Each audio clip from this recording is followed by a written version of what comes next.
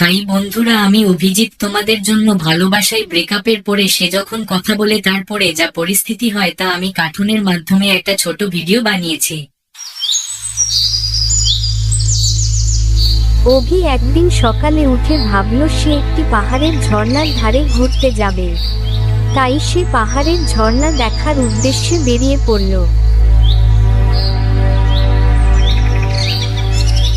রাস্তায় যেতে যেতে হঠাৎ অভি দেখল তার ব্রেকআপ হওয়া গার্লফ্রেন্ড লীলা আসছে, আর সে অভিকে হঠাৎ করে বলল, অভি তুমি কেমন আছো? ভালো আছো তো?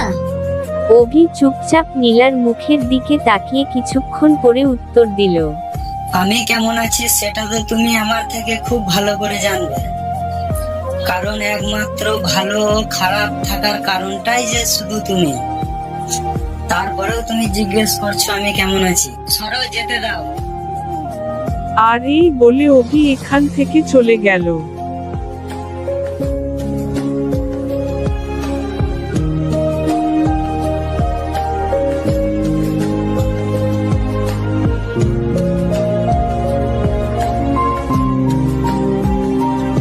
কিছু দূর যাওয়ার পরে অভি একটি বটগাছ দেখতে পেল, আর সে বটগাছের নিচে গিয়ে বসে লীলার কথা ভাবতে শুরু করলো।